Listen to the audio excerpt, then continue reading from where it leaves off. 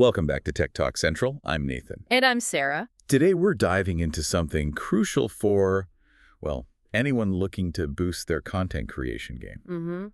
Yeah, you sent over a bunch of info comparing two really interesting compact mirrorless cameras.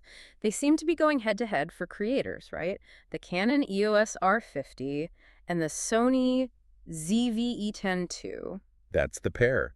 Both promise a big leap from using your smartphone, but they definitely seem to tackle content creation a bit differently. Yeah, different philosophies. So our mission today is basically to break down the key specs, the features, and even what you get right out of the box. We want to help you figure out which one might be the better fit for, your creative path. Sounds good. Let's start with the Canon EOS R50. The sources paint this one as really accessible. Great for vloggers and beginners is the phrase they use. Right. So the idea is quality 4K video, but without making things too complicated. Exactly. And the heart of it is that 24.2 megapixel APS-C sensor working with Canon's DIGIC-X processor. Okay, hold on. APS-C sensor, DIGIC-X. For someone maybe just upgrading from their phone, what does that actually mean in terms of the pictures and video they'll get? Good question. Think of it like this. That APS-C sensor, it's physically way bigger than the tiny sensor in your phone. Cool. And that size difference directly leads to a couple of big wins for creators. First, much sharper, more detailed images and video. And crucially, it performs better when the light isn't perfect. Less noise, Ah, okay. Better in dim light. Yeah. And second, this is the big one for that vlogger aesthetic. You get that lovely natural background blur, bokeh, straight out of the camera. Right, makes you pop from the background, gives it that professional look. Instantly. Yeah, it adds that sort of cinematic depth. Now, autofocus. This is an area where Canon seems to have really upped its game. We often think of Sony leading here, but the R50 has their dual-pixel AF2 system. How smart is this AF, really? Especially if you're moving around. It's pretty sophisticated. Canon's using what they call advanced deep learning technology. So it's not just looking for a face. It's actively identifying specific things. Like what? Well, people, obviously. But also animals, dogs, cats, birds, and even vehicles like cars or motorcycles if you're shooting that kind of content. Wow. Okay. So yeah, it automatically detects and tracks them. It's like the camera knows what you want to focus on and just sticks to it, even if the subject moves erratically or turns away for a second. That sounds like it takes a lot of the stress out of focusing, especially for beginners. Huge amount. You basically point, shoot, and trust the autofocus to handle the tricky bits. And that focus on ease of use seems to carry over into speed, too. The R50 is surprisingly quick for a beginner-focused camera, right? It hits, 12 frames per second? Up to 12-foot Ps with the electronic first curtain shutter. But you can actually push it even faster, up to 15 frames per second, if you switch to the fully electronic shutter mode. 1550s. And that electronic shutter is silent, too. That's right, totally silent. Which is great for certain situations. Okay, so 15.5ps is fast. Why does that matter in practice? Well, capturing the perfect moment. Think sports, or kids running around, or just getting that split-second facial expression. That jump from 12 to 15 fps might be the difference between a slightly blurry shot and nailing it. In the silent shooting. Oh, that's huge if you're filming somewhere quiet, like a wedding ceremony, a library, maybe even wildlife. Or just capturing candid moments without that obvious click-clack sound giving you away. Makes sense. And back to the beginner-friendly stuff, there's this mode called Advanced A plus Assist.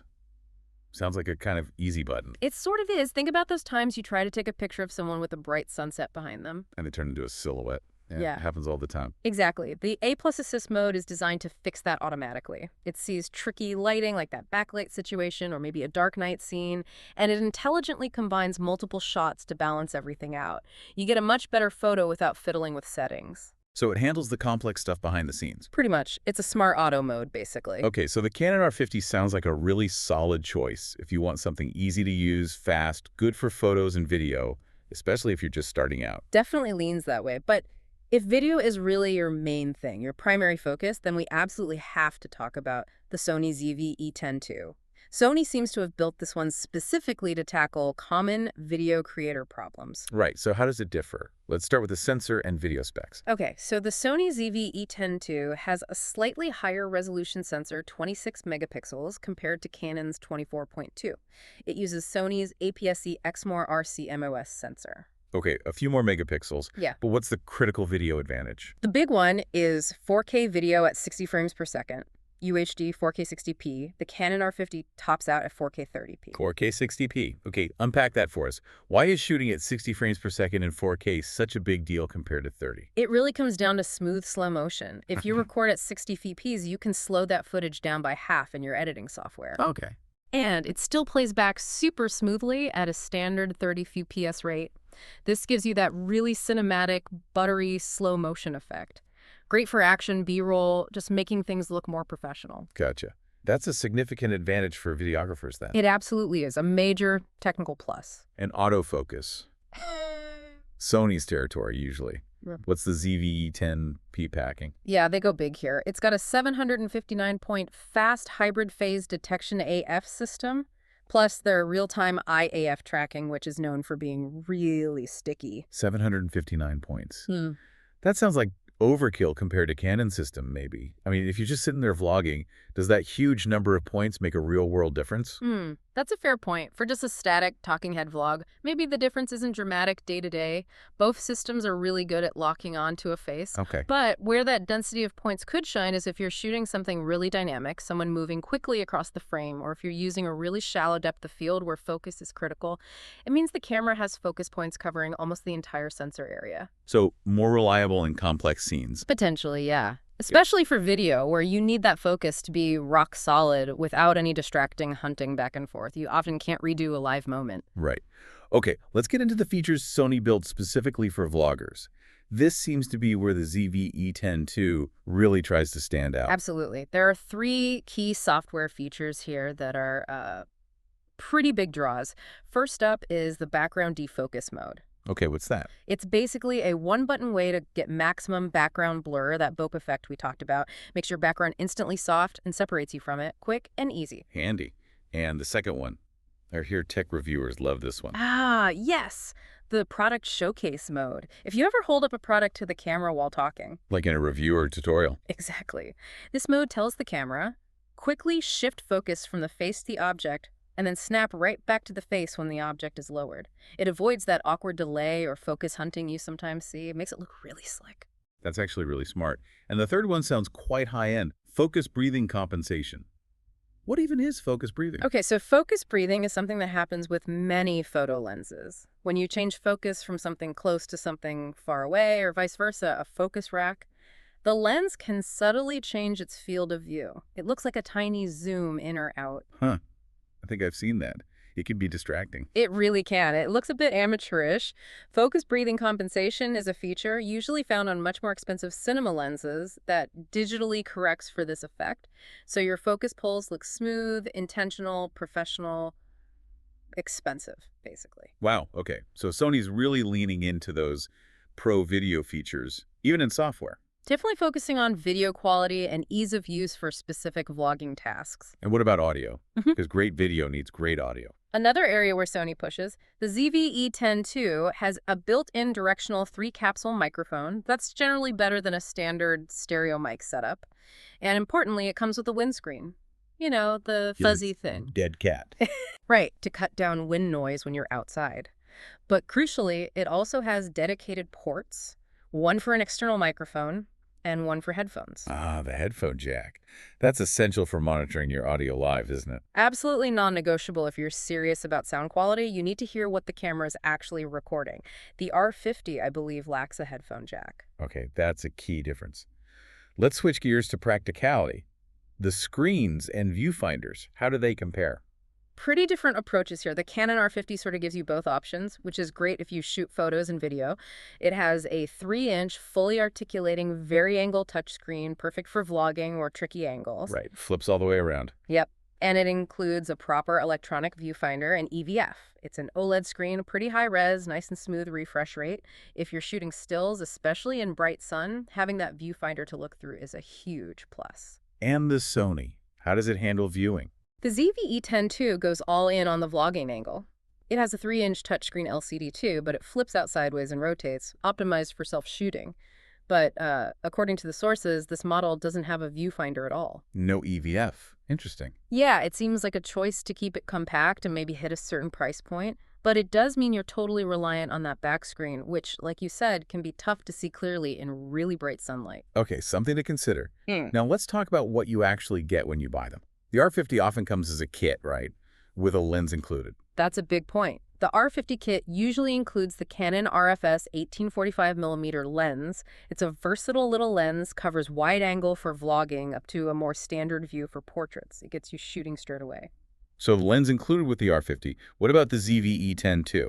The specific bundle we looked at lists the ZV-E10 II as body only. Ah, body only. Yeah. Now, it uses the Sony E-mount, which has a massive selection of lenses available from Sony and third parties, loads of options, but you have to factor in the cost of buying a lens separately right from the start. Okay, that definitely impacts the initial cost, and that brings us to the bundles themselves. This seems like a really crucial difference, especially for someone starting out. What else comes in the box? Big difference here. The Canon R50 kit is, well, pretty standard. You get the camera body, that 1845mm lens, a basic Canon shoulder bag, and a 64 GB SD card. It's enough to get going. Simple, straightforward. Right. The Sony ZV-E10 II bundle, even though it's body only, is way more expensive in terms of accessories aimed at actual production. Okay, but hang on. If the Sony is body only, you have to buy a lens. Oh. Doesn't that extra cost potentially wipe out the value of whatever accessories they throw in? That's the million-dollar question, isn't it? You're right. The total initial investment for the Sony setup will likely be higher because you need that lens. But the accessories Sony includes are designed to save you money on things you probably need to buy soon anyway for serious production. Interesting.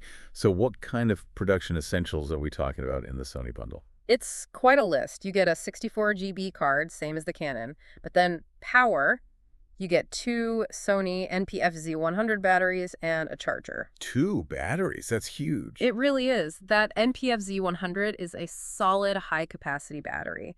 Having a spare charged and ready is honestly peace of mind. Nothing worse than running out of power mid-shoot. Definitely been there. What else? They don't stop there. You get a soft carrying bag. You get an LED light. It's a small one probably, but still useful for adding fill light, especially indoors. And you get a 12-inch flexible tripod, like a GorillaPod style thing. So lighting and basic stabilization included too. Exactly. 2 things most creators end up buying pretty quickly. And then they also throw in a suite of photo and video editing software, things like Photo Mirage, Aftershot Pro, PaintShot Pro. Adds a bit of value on the post-production side, too. Wow. That is a much more comprehensive bundle focused on keeping you shooting. Yeah, it's geared towards hitting the ground running with a more complete production kit, assuming you add your own lens. Okay, so let's try and pull this all together. We've looked at the specs, the features, the bundles. What's the final takeaway? If someone's standing there ready to buy, how do they choose? All right, boiling it down. The Canon EOS R50 seems like the ideal entry point, especially if you value simplicity and maybe you shoot a mix of photos and videos. Its strengths are that ease of use, the surprisingly fast 15 feet P silent shooting, those clever auto modes like A+ assist, and the fact you get a decent lens right in the box. It's the get started easily and get good results quickly option. Simple, fast, good value kit to start. Pretty much. The Sony ZV-E10 II, on the other hand, feels like it's built for the creator who knows video is their main focus and wants room to grow technically. Yes, the initial cost with a lens will be higher, but you're getting technically superior video features like 4K 60p and that focus breathing compensation. And the bundle sets you up for longer shoots. Exactly. That bundle with the extra battery, the light, the tripod, it signals that this is aimed at more sustained, potentially more professional content creation right from the start. So Canon for ease and hybrid shooting value, Sony for specialized video power, and a production-ready bundle minus the lens initially. That's a good summary. R50 is about accessibility, ZV-E10 II is about video specialization. The big question for you, the listener, is what do you prioritize right now? Is it the immediate value and simplicity of the R50 kit or the higher video ceiling and accessory pack of the ZV-E10 II, knowing you'll need to add a lens? That really is the core decision. And maybe think about what your next purchase would be. If you know you'll immediately want a different lens anyway, maybe the R50 kit lens is less of a deciding factor. Food for thought. Definitely. All right, well, hopefully that clears things up a bit. To find the latest prices and deals on both of these cameras, be sure to check out the links we put in the description below. And if you want more deep dives into the tech that matters for creators and tech enthusiasts, definitely hit that subscribe button. We appreciate you tuning in, and we'll catch you on the next deep dive here at Tech Talk Central.